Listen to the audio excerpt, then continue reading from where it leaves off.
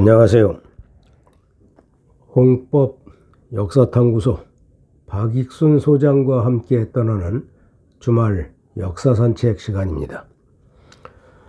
요즘 날씨가 어찌나 변덕스러운지 감기 환자가 꽤 많아요. 마스크 해제가 너무 빨리 돼서 그런 영향도 있을 것 같아요. 여하간 감기들 조심하셔야 되겠어요. 지난주에 예고한 바와 같이 이번 주부터는 인물 위주의 역사 산책을 해보려고 합니다. 그래서 이제 오늘은 조선조 당쟁의 시발점이 됐던 그 시대에 살고 간 김효원의 인물상에 대해서 한번 고찰해 보려고 해요. 이 김효원은 1542년에 태어나서 임진왜란이 발발하기 2년 전인 1590년에 사망을 했어요. 48년간을 살았죠. 일찍이 한성에 올라와 가지고 지금의 그 명부극장 주변, 그때는 이제 건천동이라고 했었는데, 이 명보극장 주변 그 인현동에서 살았어요. 그 근처에 살던 유성룡, 이순신 이런 사람들하고 이제 교분을 맺었고, 특히 그 홍길동전을 지은 허균한테는 김효원이 딸을 후처로 보냈어요. 그리고 허균의 형 허봉의 딸을 김효원이 며느리로 삼았어. 이제 허균 집안하고 사돈관으로서 상당한 밀접한 관계를 맺고 있던 사람이에요. 김효원은 김종직의 학통을 이어받은 그 이황이나 조식의 문화에서 공부를 했는데, 그 과거에 급제하기 전에는 당시에 그 아주 유력한 권력자 윤원영의 집에서 식객 노릇을 했다고 그래요. 그 윤원영은 그 명종의 외삼촌이고, 그 명종의 어머니인 문정왕후가 수렴청정을 하고 상당한 그 권력을 가지고 있었는데, 그 권력의 핵심부에서 그 문정왕후의 동생인 윤원영의 집에서 식객 노릇을 했단 말이지. 그 김효원의 장인이 그 윤원영의 부인, 이제 처음에는 첩으로 들어갔다가 정처가 됐는데, 그 정난정과 사촌지간이라고 그래요. 그리고 윤원영의 사위로 그 이조민이라고 하는 사람이 있었는데, 그 이조민하고는 또 친구 사이야. 그래서 이제 자연스럽게 윤원영의 집에서 식객 노릇을 하면서 공부를 했어. 그러다가 이제 1565년에 그 알성시에서 장원 급제를 했어. 그러니까 아주 머리가 좋은 사람이지. 그리고 아주 청렴했다고 그래. 뭐 집신을 한번 자기 손으로 삼아 가지고 그 집신을 뭐 10년간을 신고 다녔다고 그러는데, 그건 뭐 좀 허황된 것 같아. 집신이 그렇게 10년 동안 갈 리도 없고. 어쨌든 그만큼 청렴했다.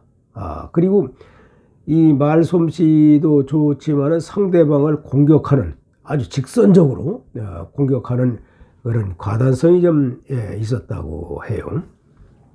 이 명종 때만 하더라도 이 윤원영과 같은 훈구 대신들이 득세를 했지만은, 이 윤원영이 일파가 무너지고 나서 이 선조가 즉위해서는 그 살인의 세력들이 상당히 관가에 진출을 많이 했어요. 선조는 좀 문치주의에 흐른 그런 임금이라고 볼 수가 있는데, 이때에 그 이조 전랑이라고 하는 자리가 그 인사권을 행사하는데 상당한 요직이었어요. 물론 이제 인사에 관한 권한은 이조 판서의 권한사항으로 되어 있지만은 이조 판서가 너무 권한을 인사권을 남용할 우려가 있기 때문에 그 이조 판서의 그 인사권 전행을 견제하기 위해서 3사의 관리에 대한 제청은 그 이조 판서의 하부 부하인 정 5품이나 6품밖에 안 되는 하급 관리한테 그 인사권을 전담을 하게 했어요. 그 3사의 관원을 추천하는 그 권한은 이조 판서도 관여를 할 수 없는 그런 아주 막강한 자리예요. 그리고 그 이조 전랑이 임기가 끝나면은 자기 후임을 결정할 수 있는, 지명할 수 있는 그런 권한이 부여가 돼 있어요. 이 3사라고 하는 것은 사관원이나 사헌부, 홍문관 이런 지금으로 말하면은 그 언론기관, 신문사라든가 방송사, 그리고 검찰, 또 감사원 그런 부서의 관리를 추천하는 그런 권한을 가지고 있으니까 얼마나 막강한 자리예요. 그래서 이조 전랑을 어느 파에서 차지하느냐에 따라서 그 아주 권력이 왔다 갔다 하는 거예요. 그런데 이 김효원이 과거에 급제한 이후에 이 1572년에 아주 참 호기가 들어온 거예요. 그 당시에 그 이조 전랑을 하던 오건이라고 하는 사람이 그만두면서 김효원을 이조 전랑의 자리에 추천을 한 거예요. 아주 호기가 들어온 거지. 그런데 이런 상황에서 그 명종의 왕비 인순왕후의 동생인 심의겸이라고 하는 사람이 있었는데, 이 심의겸이 그 이조 전랑의 우에 이조 참의의 자리에 있었어. 그 이조 참의의 자리에 있는 심의겸이 김효원이 추천이 되니까 김효원은 안 된다. 문정왕후 시절에 그 권력을 독점하고 부패했던 훈구 대신 윤원영의 집에서 식객 노릇을 했다. 그래 이런 사람이 이조 전랑의 자리에 있으면 인사권이 흔들리고 좀 멋대로 하기 때문에 이거 도저히 안 된다. 이렇게 반기를 들어. 그래서 결국은 1572년에 오건의 추천에 의해서 김효원이 그 천거가 됐지만은 뜻을 이루지 못해. 그리고 심의겸의 측근인 조정기라고 하는 사람이 이조 전랑의 자리에 앉게 돼요. 그런데 또 2년 후, 1574년 2년 후에 이제 조정기가 임기가 끝나고 나서 조정기가 다시 추천한 것이 누구냐면 김효원을 또 추천을 했어. 그러니까 이제 심의겸으로서도 좀 계속 반대하기가 좀 어려웠겠고, 또 이 김효원이 이황이나 조식의 문화에서 공부를 했기 때문에 그 이황이나 조식의 문화생들이 적극적으로 지원을 해서 결국은 김효원이 그 이조 정랑의 자리를 차지하게 됐어요. 자, 그러니까 이제 이황이나 조식의 계열, 영남학파지 소위. 그 영남학파에서는 아주 그 김효원을 중심으로 해서 상당한 개혁적인 그리고 진취적인 그런 일을 추진을 해 나갔는데, 근데 김효원이 임기가 만료되면서 이 김효원한테 후임을 결정할 수 있는 권한이 있음에도 불구하고 그 상사인 심의겸이 심의겸이 그 자신의 동생인 심충겸을 그 이조 전랑의 자리에 추천을 하는 거라. 그러니까 김효원이 이제 반기를 들 수밖에 없지. 자, 2년 전에 자신이 이조 전랑으로 추천이 됐을 때는 자기가 그 윤원영의 식객 노릇을 했다고 해서 반대를 했는데, 이 자신, 심의겸 자신은 명종의 왕비 인순왕후의 동생이란 말이지. 이 외척이야, 외척. 그 외척이 인사권까지 전담을 한다면은 이거는 뭐 척신이 인사를 마음대로 전행을 하게 된다. 이건 도저히 안 된다 말이지. 또 이렇게 반기를 들어. 그리고 이제 자기는 그 이발이라고 하는 사람을 후임으로 천거를 해서 이발이 임명이 되죠. 그런데 이런 상황이 되니까 심의겸과 김효원 사이에는 아주 이제 돌아올 수 없는 강을 건너버린 거예요. 근데 이제 심의겸이 추천을 한 심춘겸도 같은 이제 사림에서 성장을 한 사람이니까 이 심의겸을 따르는 그 무리들은 주로 이제 이의, 성원, 서화담, 뭐 윤두수, 뭐 이런 측에서 호응을 내. 그러니까 이제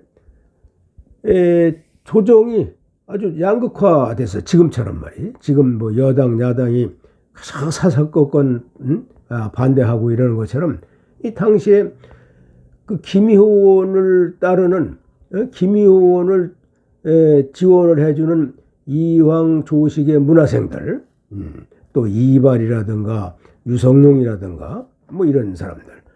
김효원이라고 하는 사람은 경복궁을 중심으로 해서 그 동쪽, 인현동 쪽, 충무로 쪽이니까 그쪽에 산다고 해서 경복궁의 동쪽에 산다고 해서 동인이라고 하고, 또 심의겸은 지금 이제 정동, 경복궁의 서쪽에 산다고 해서 서인, 이렇게 동인과 서인으로 갈라져 버리는 그런 양상을 빚게 되고 서로 이제 첨예하게 대립이 되는 거라. 그래서 이제 당시에 이는 물론 이제 그 심의겸 쪽에 지지를 하고는 있었지만은 이것이 너무 이제 첨예하게 대립이 되니까 그 당시에 우의정을 하는 노사신을 찾아가 가지고 이 율곡이, 자, 이 두 사람이 한양에 있는 한 이 나라가 시끄러워서 안 된다. 파벌 싸움으로 이 나라가 참 어디로 흘러갈지 모른다 말이지. 그래서 선조한테 건의를 해가지고 두 사람을 애직으로 보내도록 그렇게 건의를 했어. 그러니까 이제 선조가 동인에 속하는 김효원한테는 저 경흥부사로 보내고, 또 심의겸은 개성유수로 보냈어. 근데 이렇게 인사명령을 했는데 동인 쪽에서 반발을 하는 거야. 자, 서인 심의겸은 개성유수 가까운 데로 보직을 주고, 김효원은 저 함경도 지방 경흥으로 보냈단 말이지. 이거 안 된다. 그 반기를 들으니까 다시 부령 부사로 또 보냈어. 부령도 멀다. 그러니까 이제 나중에 삼척 부사로 보냈다고 그래요. 그래서 일단은 이제 이렇게 지방관으로 보내면서 마무리가 되긴 했는데, 이 두 사람들이 이제 지방관으로 가서는 좀 반성을 했다고 그래요. 자신들 때문에 이 나라가 아주 분열이 되고 당파 싸움의 근원이 됐기 때문에 많이 그 자제를 하고, 나중에는 두 사람이 좀 화해를 했다고 그러는데, 이 김효원은 그렇게 10년 동안을 내지에 돌면서 사사로이 한양에 드나들지는 않았다고 그래요. 역시 그 청렴하고 절의가 있었던 것 같아요. 그래서 그 나중에는 이제 또 승진을 해가지고 안학군수도 하고 영흥부사로 좀 승진을 했고 그 영흥부사에 재직을 하다가 그 재직 중에 사망을 했다고 그래요. 김효원이나 심의겸의 시대를 지나면은 이게 다시 또 동인이 남인북인으로 갈리고 서인이 노론소론으로 바뀌고 이런 사색당파가 되지만은 그 근원은 어디까지나 이 선조 초에 김효원과 심의겸 사이에서 벌어졌단 말이지. 그래서 이제 오늘은 두 사람 중에서 특히 동인의 거두가 되는 김효원의 인물상에 대해서 한번 알아봤어요. 다음 주에는 서인의 거두인 심의겸은 또 어떤 사람인가, 심의겸의 인물상에 대해서 알아보는 시간을 가지기로 하고, 오늘은 이 동인의 김효원의 인물상에 대해서 알아봤습니다.